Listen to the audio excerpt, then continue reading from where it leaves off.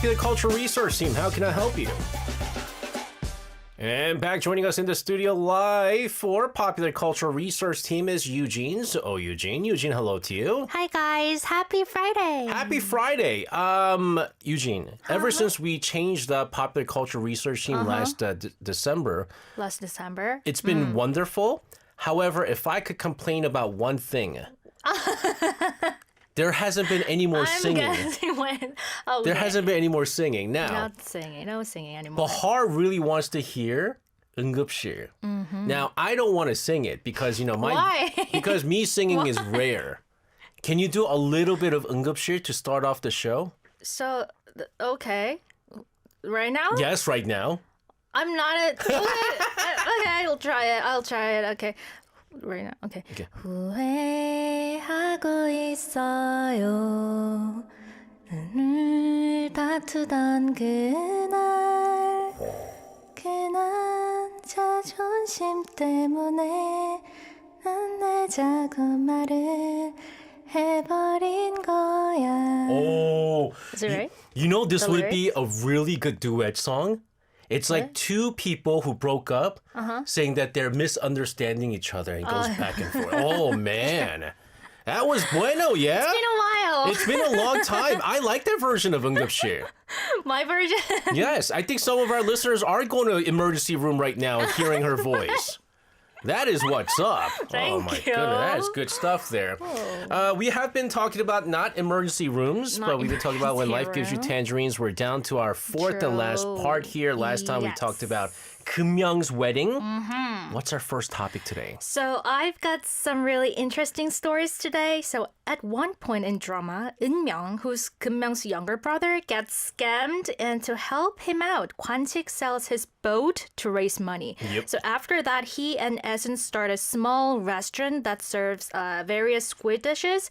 So at first, of course, business doesn't go well. But then a famous TV drama starts filming nearby, and some of the actors stop by the restaurant. And word slowly spreads and more tourists start coming to Jeju. And the place gradually becomes popular. And guess what appears right next door to the restaurant? ARIRANG Radio Station? Hope so. What? So another squid place opens right next to the store. Oh. So honestly, this is something you can see in Korea all the time. So when one restaurant becomes popular, similar places start popping up nearby. And then finally, the whole area turns into a food street. And in real life, you will see things like 족발 street, 떡볶이 street, 곱창 street, places where the same dish is sold by many restaurants in one area. But here's the interesting part. In Korea, one word becomes extremely important in situations like this, which is the word original or 원조 in Korean. So people care a lot about which restaurant did it first, like which place made this dish famous in this area. So naturally, customers start looking for the originally famous restaurant. Now here's the funny part. Do you know what the name of the new restaurant next to Esun and Kwan-sik place is? 원조. 원조 오징어 house or something. 원조 Squid House, true. That's the name. So, okay, this is because, gosh, it happens everywhere. Happens everywhere. You have to understand that, even when you think of tteokbokki, right? What's the area that reminds you of that? 신당동. 신당동, right? So you go to 신당동 and there's tteokbokki places everywhere, right? And everybody is 원조 tteokbokki. Everybody's original. 떡볶이. Because the word original, 원조, is not a trademark. Anybody can say that this is the original recipe, original whatever, right? And which is why there was a huge, even a lawsuit. I don't know if you guys know this. Oh. When you think of namsan, what food comes to mind? 남산 돈가스. 돈가스, right? Pork cutlet, right? So near the namsan, at the not at the bottom, but the namsan area, there's the 원조 namsan 돈가스, right?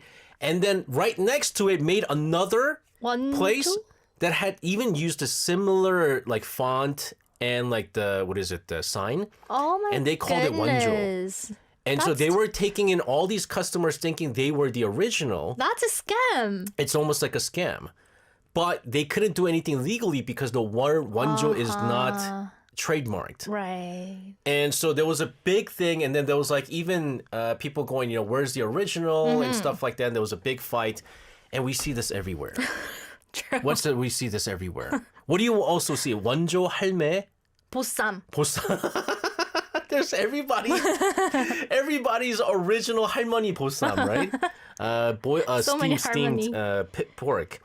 So that's not the original. The problem is people go to these places thinking it's the original. Exactly. And that's why things get funny in Korea too. You will see all kinds of signs, like we said, real original, 30-year traditional original, grandma's original recipe.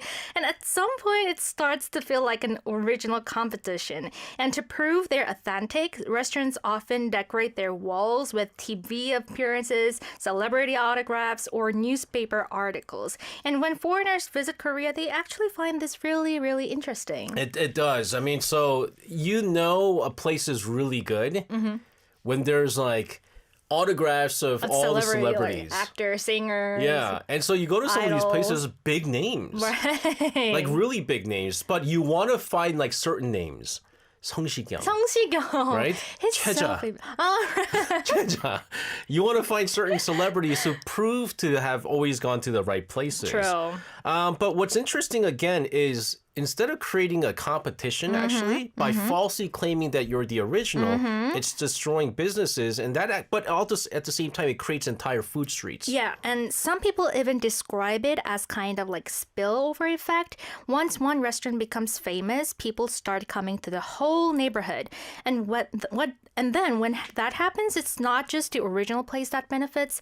The restaurants nearby often get more customers too. And in drama, Esun says something like, it's like if Coke is popular, the drinks next to it will get attention too. So basically, if a big brand or a famous restaurant attracts people, smaller business nearby can benefit as well. Okay, I mean, that's kind of true because, like, for example, I'm trying to think of, if you go to 사당, there's a small alley where they sell something called 부추 삼겹살. 부추 삼겹살. Oh, that's famous in 사당. Right? And so I don't know what the original is. I don't know which place is the original. But I tried to go to the original, but there was too many places. And I didn't want to wait online. What do? I go to next door, where it's probably not the original, but it's less people. Less people. So you have this, like, when you have these alleys, people that can't go to the original will end up going to that. You see that at the 광장 market, right? Right. 광장시장. 육회. But also when you 육회. want to eat the 녹두전. 녹두전. I'm not going to say who the original is. But it seems like when I want to have the original, it's always packed. I always go to the second original, which is also good too. But they taste like similar each other. It's so similar. Right. You can't tell the difference. Like you really can't, especially like dokdujan, which is a mung bean pancake. Delicious. You can't tell the difference, right? So Korea's like original culture. It is like a culture. It's almost like an ecosystem. I think so too. So someone succeeds, others follow, and eventually the whole area becomes known for that food. Yeah. And at the same time, people enjoy searching for the true original spot. I'm actually curious if similar things happen in other countries too. And oh, by the way, I brought some photos of those famous food streets we mentioned earlier, like tteokbokki streets, 족발 streets. Let's take a look. At some pictures here. I think you should. Is it pictures from you? Like you shot? No. Because I feel like you go to a lot of these places. 마포 육아 궁중 족발. 족발 street. Palace 족발. And the left side, you can also see the store selling 족발 too. But I love what they Right? say. 오양 족발 순댓국. But then it says like which television it came out in. which television station, what TV show it came out in. And they all sell 족발 here, basically. Yep. This is 떡볶이 골목. Oh my goodness. 할머니. 마복님 할머니 막내 아들. So last sons. And also another 떡볶이 store and then another 떡볶이 store. Oh, 곱창. I love 곱창, which is intestines. Right? Beef intestines. I love it. 원조, see? original. 유박사 곱창. But then 이모네 곱창. like what? Like original what? Like originally, what? Like I don't understand. Oh, that's 족발 that I taught. Is that what my you photo had? that I shouted. Did you do the 반반? Half? Yes, spicy one and the original one. You have to have the half. I took the my photo. goodness. Look at that. Was that original? Oh, Did you take that picture too? yeah. Was that original I took too? the photo. Wait, That's still original 곱창. 소곱창. Very nice. It's called 황소곱창. My favorite spot. Is that in Dongdaemun? No.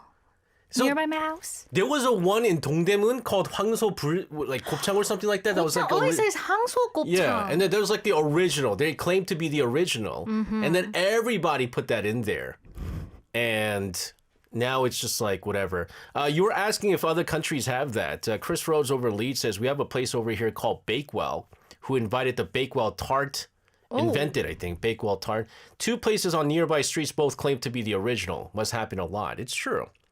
It happens. You go to a lot of places and you'll find out that these certain areas are famous for certain things. So they'll just keep making the same thing and they turned it into an ecosystem, like you said, right? It's like a true ecosystem.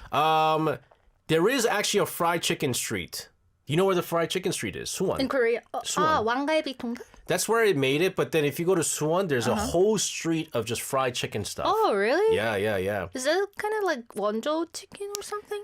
Well, they'll claim wonjo. Oh, they claim they'll wonjo. claim original. But no one knows. I don't know what the original is. No one knows what the original is, but we do know that didn't know Suwon, that. there's a Suwon chicken street Ooh. where you can have all of that stuff. So beautiful stuff. Anyways, guys, tell us, what about in your respective countries, what kind of streets do you guys have where they just sell everything and everyone claims original? Let us know. Yes.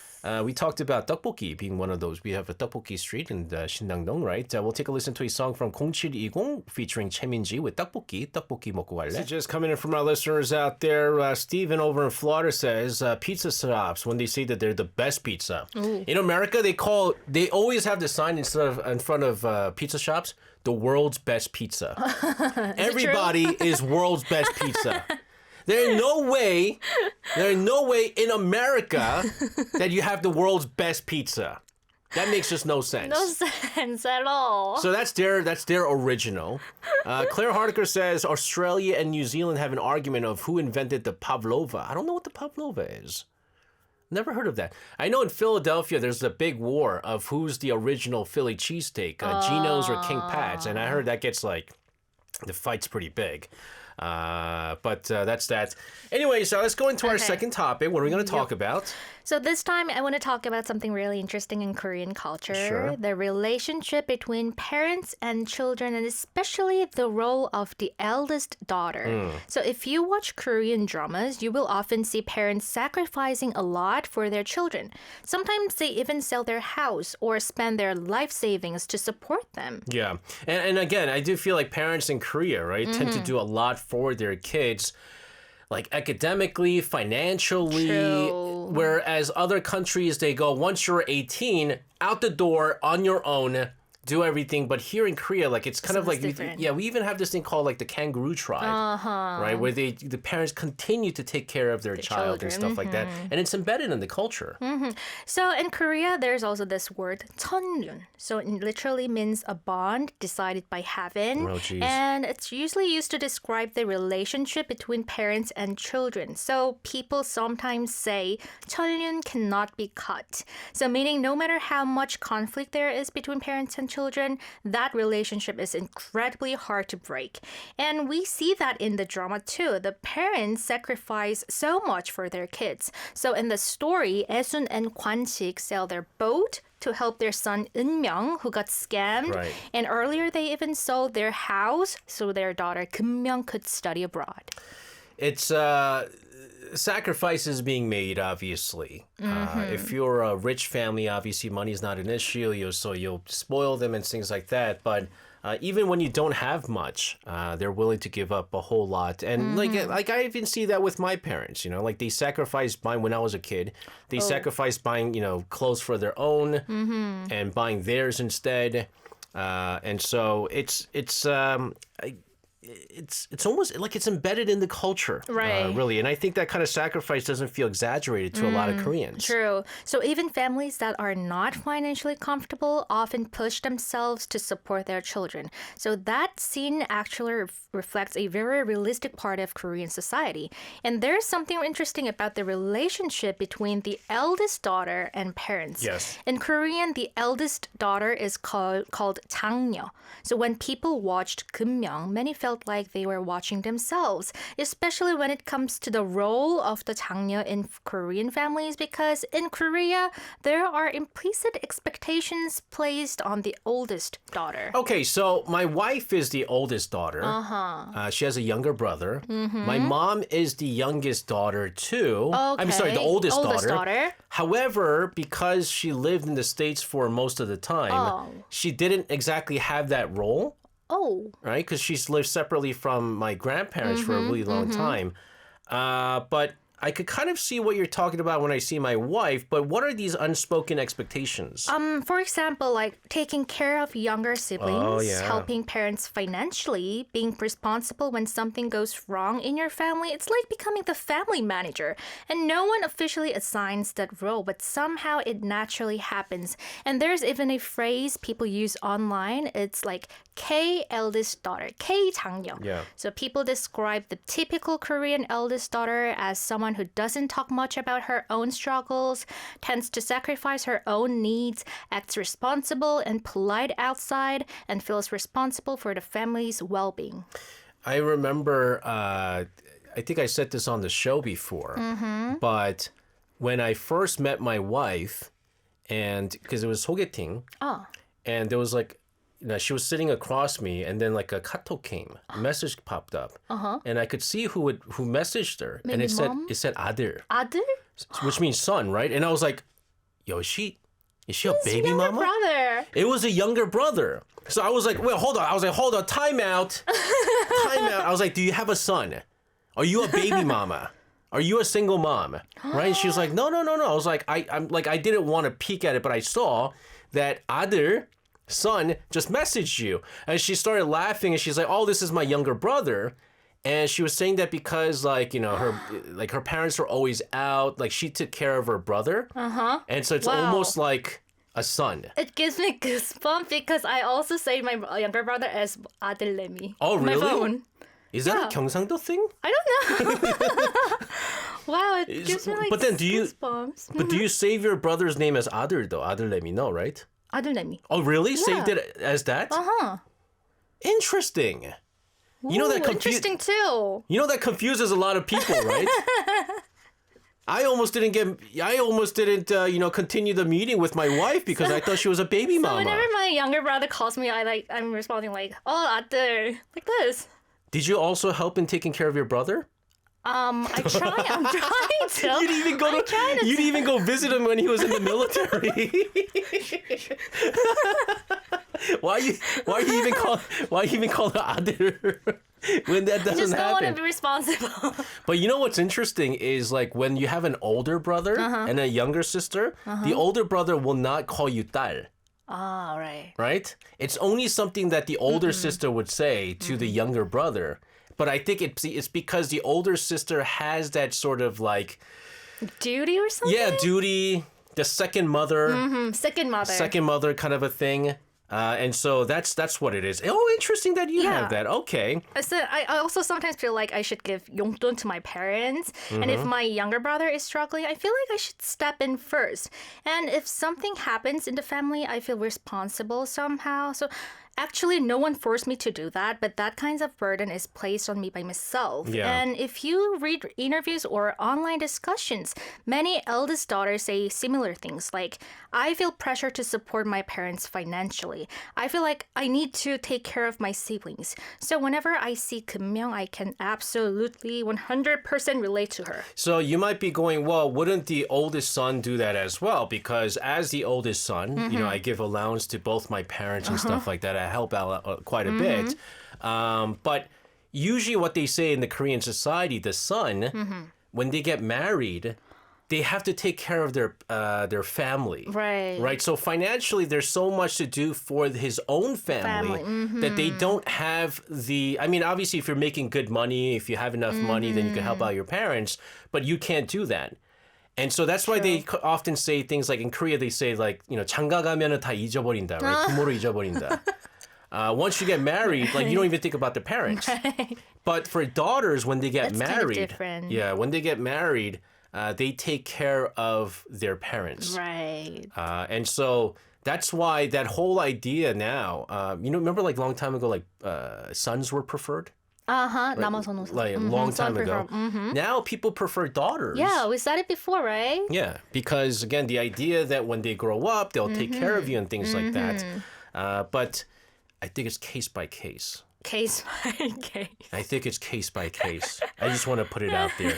But also, in other countries, there's something called the first child syndrome. Is that similar? A little bit, but it's not exactly the same because first child syndrome usually applies to the oldest child regardless of gender. And it's mostly about personality traits like being responsible or perfectionistic. But the Korean eldest daughter, K-장녀 idea isn't really about personality. It's more about the role you end up playing in the family, and that's probably why Kim-young studied so hard in school, because doing well meant like she could eventually support her family financially or emotionally. Why do you think that pressure exists, though, in the Korean society? There are probably many reasons, but one big factor is the sacrifices parents make. So in the drama, the parents sell their house so Kim-young can study abroad. They do everything they can to give their children a better life. And there's actually a Korean proverb saying a dragon rises from a small stream. It means someone from a very humble background becomes successful. But behind that success, there's often the sacrifice of the parents. That's right. Many parents from older generations believed we may struggle, but our children should live better lives. And that's why Kim-young doesn't even like hearing that dragon phrase. Like she doesn't want to consider herself that dragon because she acknowledges how much her parents gave up for her. And interestingly, many eldest daughters in Korea feel uncomfortable receiving that level of sacrifice because it often turns into guilt and eventually turns into a strong sense of responsibility to give back to their parents. That's right. Again, I mean, there's a lot of pressure, both, especially for eldest child, regardless of the gender, and something I also felt, especially as a son. But there's a different kind of pressure on the eldest daughter, and you see that in this particular drama. Speaking of which, as we take a short song break, this is a very emotional song. Speaking about a certain situation, Yang Hee-eun with Mother to Daughter, 엄마가 딸에게. And everybody's just getting emotional listening to this song. It's one of those songs. Bahar says it's the type of song that makes you miss your mom. Steven says, I get that, Bahar. I'm grateful to still be with family. That's right. We're talking about the last week of When Life Gives You Tangerines. And we talked about the Wonjo original restaurants. We talked about the pressure that comes with being the eldest daughter. Right. Final topic. What are we going to talk about? So for the last topic, I wanted to talk about something very Korean, which is online lectures. So in Korean, we call it 인강, meaning internet classes. And in the drama, Kim-young eventually starts an online education company called EverStudy. And honestly, this is one of the huge parts of modern Korean society. This is big because I think, I didn't watch the drama, but I feel like she started it off around the time when it really blew up. Right. Everyone had internet access. People didn't have no time to go to these academies to learn stuff. So from the presence of your home or wherever you are, internet classes. And again, when you think of Korea, one of the things that always pops up is education. Right. But how big is the online lecture market? Is it that big, though? Yeah, much bigger than people expect. And in the early 2000s, high-speed internet spread really quickly across Korea, and that completely changed the education industry. And before that, private education mostly meant going to physical academies after school. And students had to show up in person. But once online lectures appeared, everything changed. Like suddenly you could sit at home and take a class from one of the most famous private tutors in the country. And even students living far away from Seoul could access the same lessons students in Seoul were getting. And at that time, that felt pretty revolutionary. And, I think that really sped up the education in Korea. True. Right? The level of education. And which, again, goes into the fact that it made really education way more accessible to everybody across the entire country. Right, that was the biggest advantage. For a long time, people felt like students in Seoul had better opportunities because the best private academies like Hagwon were there.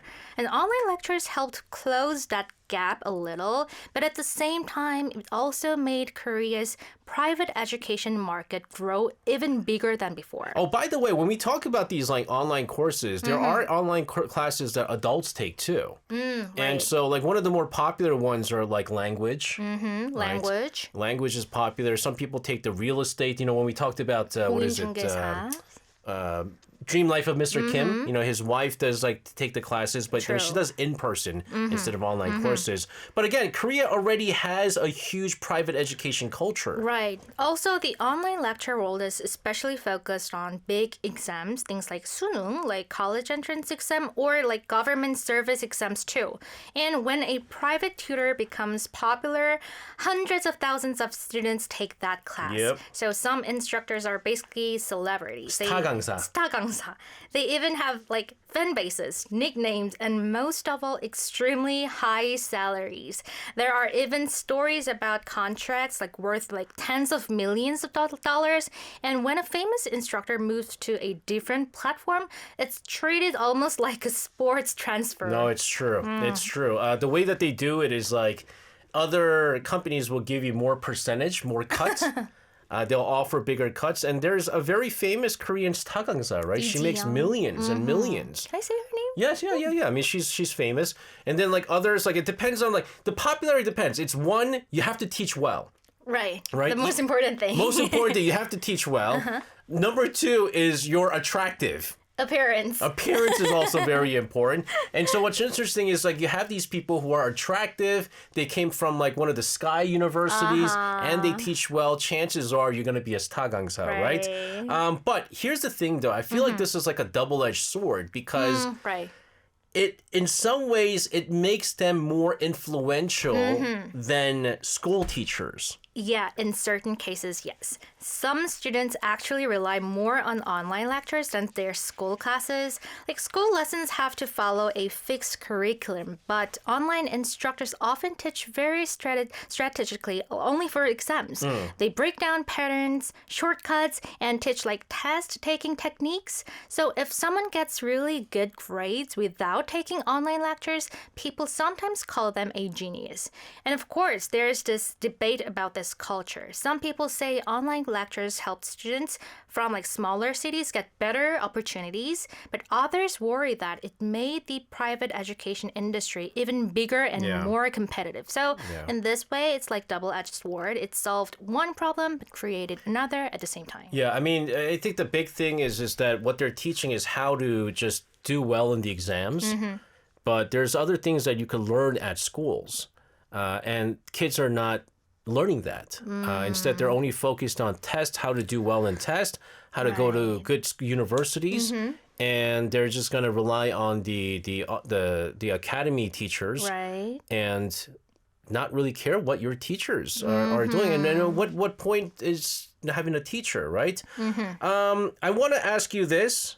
Hearing all these stories again, the drama that we cover for 4 weeks now, it does feel very real. Any last words that you want to say in regards to this? I hope for the listeners who have already watched the drama, maybe this gave you a new perspective on it. And if you haven't seen it yet, it's actually a really interesting way to look at Korean society and culture because like through this one drama, we were able to talk about so many things like haenyeo, 상견례, or like Jeju-specific traditions and more. So if you are curious about Korea, this drama is definitely worth checking out. I think this drama really covered a lot. And I think it was perfect for ARIRANG Radio because, talking about the Jeju cultures, but also just the life of Koreans from the basics and things that we couldn't touch upon from like Reply 1988 or like Dream Life of Mr. Kim. And this is a drama that I highly recommend. Paulina says, I hope I can watch this drama. Steven says, I'm definitely going to watch. Yes. John says, Polino, be ready to cry when you watch. I guess John cried a lot watching this. I heard people cry a lot. But that's that. Next week, we're going to start a new drama. Yes. I am really looking forward to this too. one. I watched this drama twice, ladies and gentlemen. That's how much I love rare, this. Guys. And this is a rare kind of drama that will cover something very unique. So hope you guys tune in for that. Yujin, thank you so much for a month-long coverage on When Life Gives You Tangerines. Have a wonderful weekend. We'll see you again next Friday. Thank you. See you next Friday. Bye.